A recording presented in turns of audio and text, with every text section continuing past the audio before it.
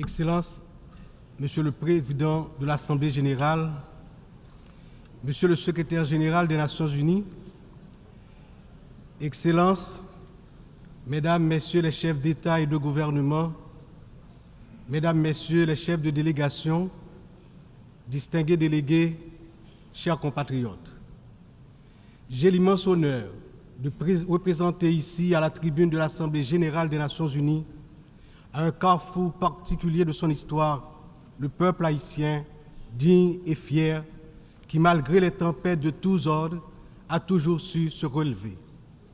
Première république noire du monde, Haïti porte dans ses entrailles la fierté d'une lutte héroïque pour la liberté et la dignité humaine. Elle se trouve aujourd'hui à un carrefour décisif. C'est donc avec le poids de cette histoire et l'espoir d'un avenir meilleur que je m'adresse à vous en appelant à la solidarité agissante de la communauté internationale. Permettez-moi tout d'abord d'adresser mes chaleureuses félicitations à vous, Son Excellence Philémon Yang, ancien Premier ministre du Cameroun, pour votre élection en tant que président de cette 79e session de l'Assemblée générale. Haïti se tient fermement à vos côtés et vous assure de tout son soutien tout au long de votre mandat afin de faire de cette session un succès pour l'ensemble de la communauté internationale.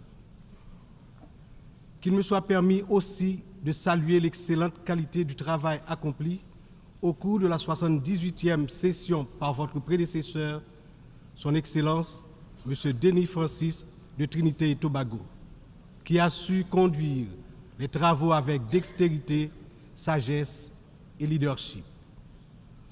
Je saisis également cette occasion pour exprimer au nom du peuple haïtien toute notre gratitude à vous, Monsieur le Secrétaire général Antonio Guterres, pour votre visite en Haïti, votre présence sur notre sol et votre soutien indéfectible à notre démarche auprès du Conseil de sécurité, notamment pour renforcer la police nationale d'Haïti. Vos récentes interventions en faveur d'Haïti ont été vivement appréciées et resteront gravées dans nos mémoires.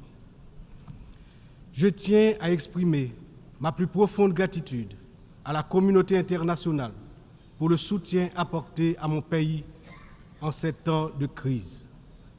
Cette solidarité, qu'elle se manifeste à travers des initiatives de sécurité, d'aide humanitaire ou de soutien au développement, est grandement appréciée.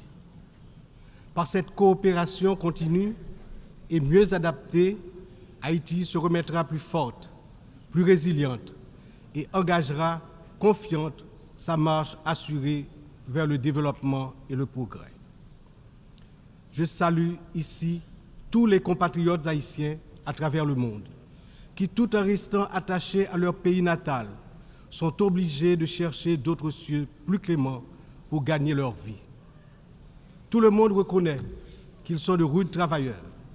Je veux leur dire, partout où ils se trouvent, que le Conseil présidentiel de transition et le gouvernement pensent à eux en attendant que les conditions soient réunies pour qu'ils reviennent au bercail.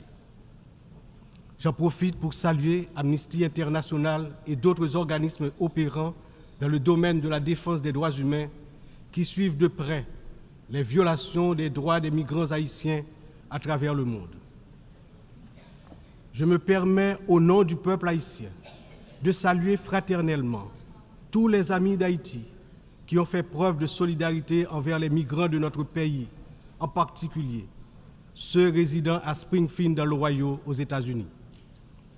La longue histoire d'amitié et de solidarité réciproque entre nos deux nations, depuis notre participation à la bataille de Savannah en 1779, nous permet de dire avec confiance que le peuple américain rejette toute incitation à la haine contre notre communauté.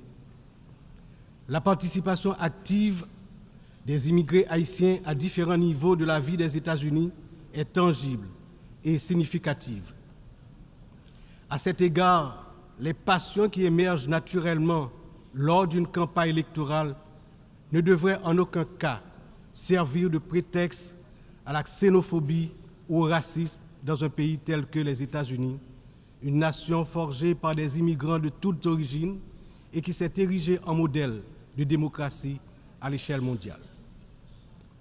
Monsieur le Président, Excellences, Mesdames et Messieurs, le thème de cette 79e Assemblée générale, ne laisser personne de côté, agir ensemble pour la paix, le développement durable et la dignité humaine des générations présentes et futures, résonne profondément avec les défis majeurs auxquels le monde est confronté aujourd'hui. Ce thème est un appel urgent à l'unité et à la coopération internationale dans un contexte où les inégalités, les conflits et la crise climatique exacerbent la vulnérabilité de millions de personnes à travers le globe. Alors que de nombreuses nations peinent à atteindre les objectifs de développement durable, il est plus que jamais nécessaire de garantir que toutes les voix, en particulier celles des plus marginalisées, soient incluses dans les processus de décision mondiaux. Cette thématique revêt également une importance capitale dans le contexte de la crise actuelle en Haïti. Il incarne l'essence même de notre lutte pour restaurer la paix et la stabilité, tout en assurant que chaque citoyen haïtien, chaque citoyenne puisse jouir de ses droits fondamentaux. Agir ensemble, comme le souligne le thème, est essentiel pour Haïti, car notre redressement ne peut se faire pleinement sans cette solidarité internationale. Monsieur le Président, Excellences, Mesdames et Messieurs, aujourd'hui notre monde est confronté à des défis d'une ampleur sans précédent, des défis qui préoccupent profondément l'ensemble de la communauté internationale. Les Nations Unies, dans leur mission historique de promouvoir la paix, la sécurité et le développement durable, se retrouvent en première ligne face à des crises qui menacent non seulement des nations isolées, mais l'ensemble de l'humanité. Le changement climatique est sans doute l'un des plus grands périls de notre époque. D'après les données récentes du groupe d'experts intergouvernemental sur l'évolution du climat, la température mondiale a déjà augmenté d'environ 1,1 degré centigrade depuis l'ère pré-industrielle. Cette élévation a provoqué une intensification des phénomènes climatiques extrêmes tels que les ouragans, les sécheresses, les inondations, des catastrophes qui affectent particulièrement les nations les plus vulnérables comme Haïti. En 2023, le Programme des Nations Unies pour le développement a estimé que plus de 100 millions de personnes supplémentaires risquent de basculer dans la pauvreté d'ici à 2030 en raison des effets du changement climatique. Pour Haïti, qui fait partie des pays les moins émetteurs de gaz à effet de serre, mais qui ont subi les impacts les plus dévastateurs, cette crise mondiale exacerbe nos difficultés à garantir la sécurité alimentaire, l'accès à l'eau potable et la stabilité économique. Les conflits armés continuent également de semer la destruction et de ravager des vies humaines. Selon le Haut Commissariat des Nations Unies pour les réfugiés, le nombre de personnes déplacées de force a atteint 110 millions en 2023, un chiffre qui n'a jamais été aussi élevé dans l'histoire de l'humanité. Que ce soit en Syrie, en Ukraine ou dans la région du Sahel, ces conflits prolongés exacerbent la pauvreté, détruisent des infrastructures vitales et entraînent des flux massifs de réfugiés. Le monde ne peut rester inactif alors que des millions d'hommes, de femmes et d'enfants fuient les violences en quête de sécurité et de dignité. L'engagement de la communauté internationale est plus que jamais nécessaire pour trouver des solutions diplomatiques et promouvoir des initiatives de consolidation de la paix. Un autre défi majeur concerne les inégalités économiques qui continuent de se creuser. Selon le rapport sur le développement humain 2023 du PNUD, près de 1,2 milliard de personnes vivent encore dans la pauvreté multidimensionnelle, c'est-à-dire qu'elles manquent d'accès à des services essentiels tels que la santé, l'éducation et des conditions de vie décentes. La pandémie de Covid-19 a amplifié ces inégalités, poussant des millions de personnes supplémentaires dans la pauvreté. Pour des nations comme Haïti, l'impact a été dévastateur. Avec un taux de pauvreté des plus élevés, le pays fait face à des défis structurels profonds. Mais ces inégalités ne sont pas seulement un problème haïtien, elles sont un problème mondial qui requiert des réformes économiques globales. En outre, les défis liés à l'insécurité alimentaire se sont intensifiés ces dernières années. Selon l'Organisation des Nations Unies pour l'alimentation et l'agriculture, plus de 735 millions de personnes dans le monde ont souffert de la faim en 2022, une augmentation alarmante qui reflète les perturbations causées par les conflits, les crises économiques et le changement climatique. Haïti, malheureusement, ne fait pas exception. Le Programme alimentaire mondial a récemment souligné que près de la moitié de la population haïtienne est en situation d'insécurité alimentaire aiguë. Cette situation n'est pas seulement une urgence humanitaire, mais une menace pour la stabilité de notre nation. Nous devons travailler ensemble pour renforcer les systèmes agricoles, garantir un accès équitable aux ressources alimentaires et lutter contre la faim de manière concertée et durable. Enfin, les progrès technologiques apportent de nouvelles opportunités, mais également de nouvelles menaces. L'accélération du développement de l'intelligence artificielle, la prolifération des cyberattaques, la désinformation mettent en danger la stabilité des démocraties à travers le monde. Le rapport de l'Union internationale des télécommunications montre que la fracture numérique reste un défi majeur avec près de 2,7 milliards de personnes n'ayant toujours pas accès à Internet en 2023.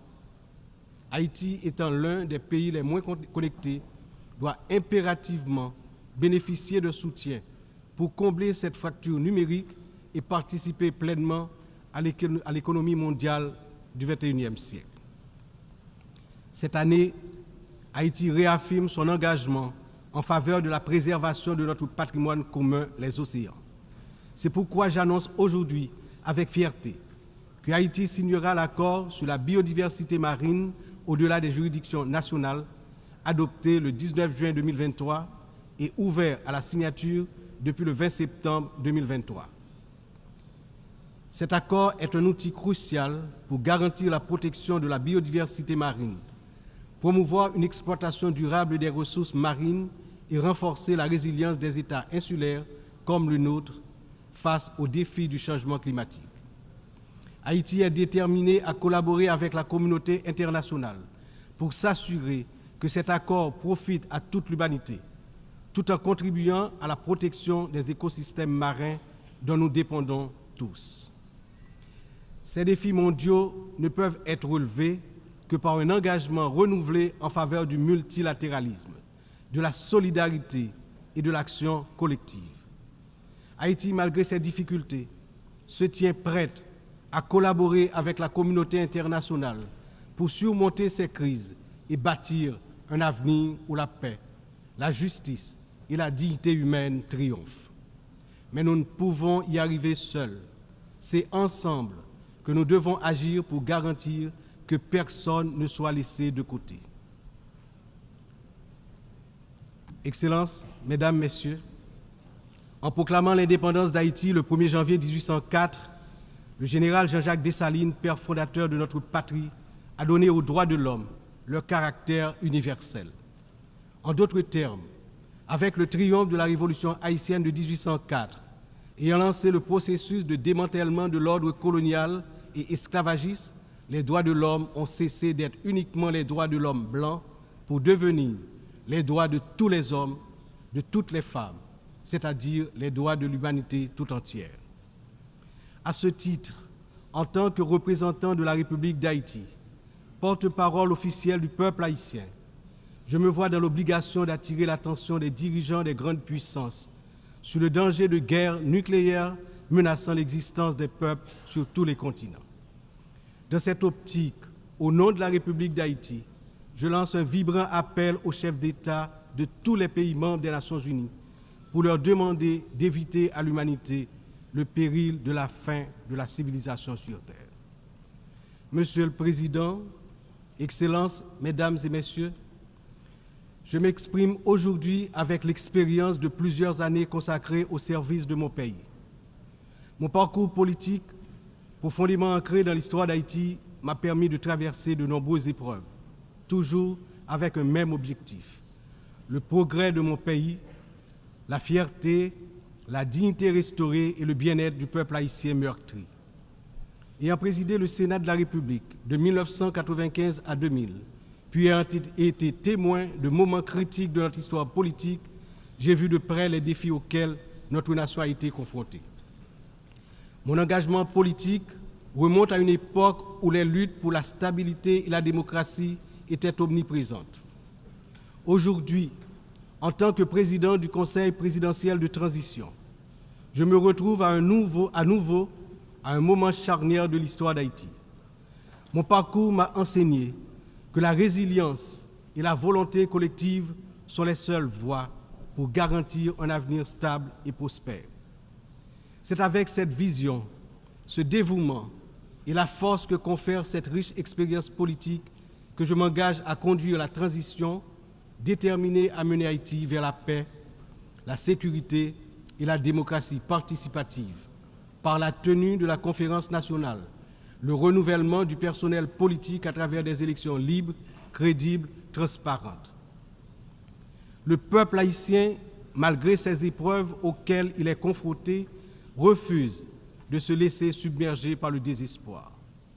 Des défis d'une ampleur sans précédent, une violence dévastatrice, une instabilité politique persistante, une précarité quasi générale et une pauvreté dégradante se posent à son intelligence et à ses capacités d'action. Au milieu de cette tempête, il a compris qu'il lui fallait prendre une décision courageuse, celle de se mettre ensemble, de s'unir malgré les différences profondes pour pouvoir se relever et se mettre en marche, en toute confiance, vers la sortie de la crise multidimensionnelle qui l'afflige depuis déjà trop longtemps. La création du Conseil présidentiel de transition est une matérialisation de cette décision, un exemple tangible de cette volonté de se réconcilier avec soi-même. Ce Conseil qui rassemble organisations de la société civile et toutes les tendances politiques du pays est le fruit de longues négociations. Il incarne la pluralité de la société haïtienne. Sa feuille de route est claire: restaurer la sécurité publique, organiser des élections libres, transparentes à la fin de l'année 2025, rétablir la confiance dans les institutions de l'État. Pour y parvenir, nous, responsables au plus haut niveau de l'État, savons que nous aurons besoin du soutien de la communauté internationale. Mais d'abord, nous devons compter sur nous-mêmes, sur notre résilience, notre capacité à surmonter les divisions internes. Il est important de souligner que la résolution des problèmes d'Haïti repose avant tout sur les épaules du peuple haïtien. Il est de notre devoir, en tant que nation souveraine, de prendre en main notre destin, de surmonter les divisions et de construire ensemble un avenir de paix et de prospérité. Cependant, cette responsabilité n'incombe pas seulement à nous. La communauté internationale, les Nations Unies, les puissances étrangères qui ont souvent joué un rôle décisif dans l'histoire d'Haïti ont également une part essentielle dans ce processus de restauration de la paix, de redressement économique, de renouvellement institutionnel et d'établissement d'un État de droit. En ce sens, l'échec d'Haïti à se relever n'est pas seulement celui d'une nation. Il traduit un échec collectif, une incapacité mondiale à respecter pleinement les principes de solidarité, de justice et de coopération internationale. C'est ensemble, avec une responsabilité partagée et un engagement renouvelé, que nous pourrons transformer cette crise en opportunité et tracer une voie durable vers la paix. Aujourd'hui, Haïti fait face à une crise sécuritaire d'une gravité sans précédent. La montée en puissance des gangs armés, la violence généralisée, l'instabilité politique, ont plongé la nation dans un état de vulnérabilité extrême. Les citoyens vivent dans la peur, incapables de circuler librement partout sur le territoire national, d'aller travailler ou d'envoyer leurs enfants à l'école sans risque, notamment dans la région métropole de Port-au-Prince, la capitale. Cette situation affecte tous les aspects de la société haïtienne, fragilise les institutions, paralyse l'économie, mine l'espoir de lendemain meilleur. L'avenir du pays est menacé. 50% de l'effectif des gangs de la région de la capitale sont constitués d'enfants et d'adolescents, filles et garçons. Ils servent souvent de chair à canon lors des opérations contre les forces de l'ordre. Ils sont l'objet de graves violences de toutes sortes, y compris des violences sexuelles. Ces abus et violences exercés contre des enfants et des adolescents doivent être considérés comme un crime contre l'humanité, compte tenu de leurs conséquences sur les générations à venir. Le rétablissement de la sécurité nationale est une priorité absolue pour les autorités haïtiennes. Elles sont pleinement engagées à mettre fin à cette spirale de violence et à restaurer l'ordre afin de garantir à chaque citoyen, à chaque citoyenne, le droit fondamental à la sécurité. Elles sont conscientes que la paix et la stabilité sont les fondements indispensables pour permettre à Haïti de se redresser, de rétablir la confiance dans ses institutions, d'assurer le développement socio-économique du peuple. Dans cette optique, la décision du Conseil de sécurité d'autoriser le déploiement de la mission multinationale d'appui à la sécurité à travers la résolution 2699 a été une réponse directe aux appels du peuple haïtien. Cette mission, bien que n'étant pas une force onusienne classique, incarne l'engagement de la communauté internationale à soutenir Haïti dans sa lutte contre l'insécurité. J'exprime au nom du peuple haïtien ma profonde gratitude aux États contributeurs, notamment au Kenya, pour avoir accepté d'assumer le leadership de la mission, ainsi qu'à tous les pays qui ont apporté leur soutien.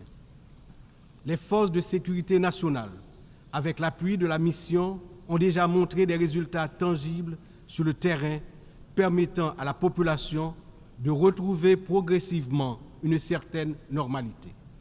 Beaucoup, néanmoins, reste encore à faire. Haïti a accueilli plusieurs missions des Nations Unies au cours des 3 dernières décennies, notamment la MINUSTA.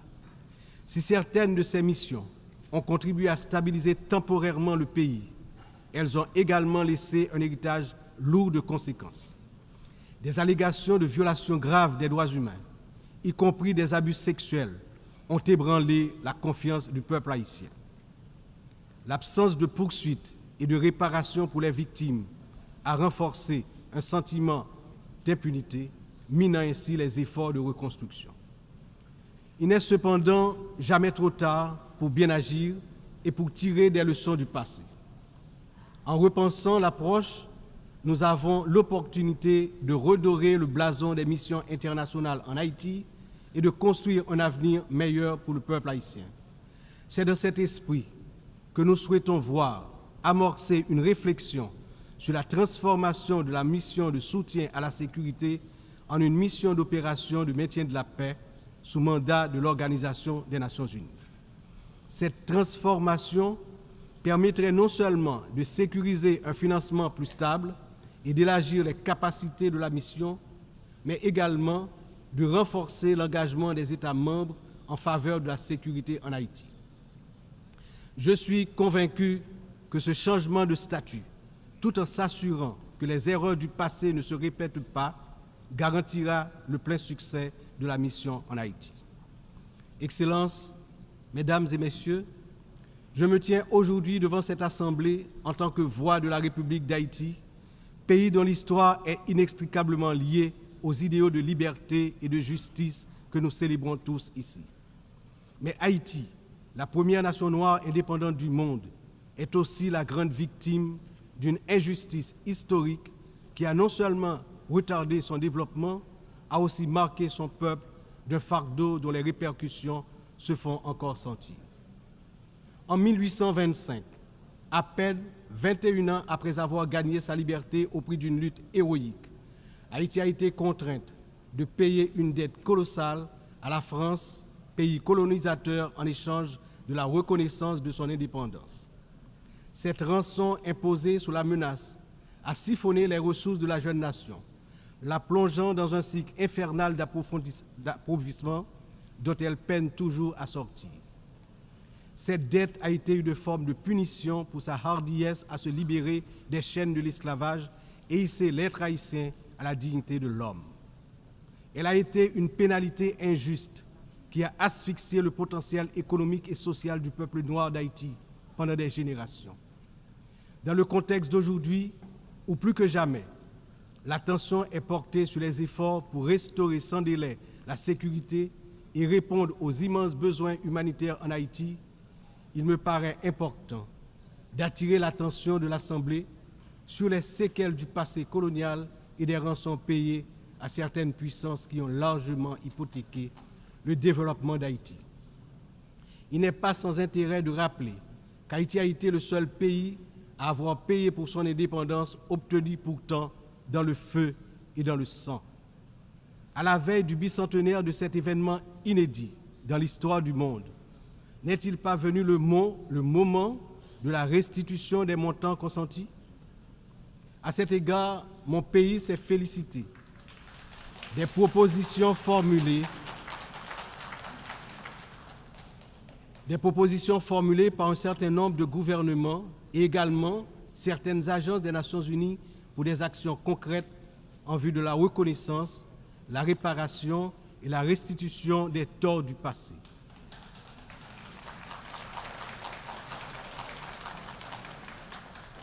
Haïti a confiance sans réserve dans l'Organisation des Nations Unies, dont les piliers sont la lutte pour l'égalité entre les peuples et le maintien de la paix entre les nations, pour jouer son rôle notamment dans la mise en place des mécanismes appropriés pour faciliter le dialogue entre les pays victimes de la colonisation et les anciennes puissances coloniales.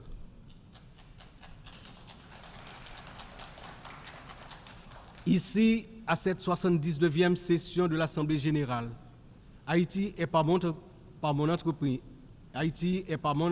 entremise, non pas simplement pour revendiquer une réparation, mais pour poser une question de principe, celle de la justice immanente. Ma démarche est résolument engagée, structurée et bien documentée. Le Comité national de restitution et réparation, en collaboration avec la Commission des réparations de la CARICOM, a déjà entrepris des travaux exhaustifs sur ce sujet. Nous demandons la reconnaissance d'une dette morale et historique et la mise en œuvre de réparations justes et appropriées qui permettront à notre peuple de se libérer des chaînes invisibles de ce passé injuste. Excellences, Mesdames et Messieurs, l'histoire nous enseigne que les nations ne se relèvent pas dans l'isolement, mais dans l'union des forces, dans l'engagement résolu à bâtir un avenir commun. Haïti, cette terre qui a offert au monde un symbole de liberté inébranlable et qui a aidé plusieurs nations à se libérer du joug du colonialisme barbare, ne cherche pas la charité, mais la justice, le respect de sa dignité et de son droit à une existence digne et prospère. Les défis auxquels nous sommes confrontés aujourd'hui sont certes immenses, mais ils ne sont pas insurmontables. Il exige de nous tous une vision partagée, un sens profond de notre humanité commune et la détermination à transformer les crises en occasion de renouveau. Chaque nation, grande ou petite, riche ou vulnérable, porte une part de l'avenir collectif entre ses mains. C'est dans cette interdépendance que réside la force véritable du multilatéralisme. Que ce débat général soit le moment où nous réaffirmons notre engagement indéfectible envers la paix, la dignité humaine et le développement durable, car ce que nous faisons aujourd'hui résonnera dans les siècles à venir. L'histoire jugera la manière dont nous aurons su répondre aux défis de notre temps. Ensemble, dans un esprit de solidarité et de coopération, nous pouvons et nous devons construire un avenir où aucun peuple, aucune nation ne sera laissé pour compte. Vive Haïti, vive la coopération internationale. Demain, un autre pays, demain, un autre monde. Je vous remercie pour votre attention.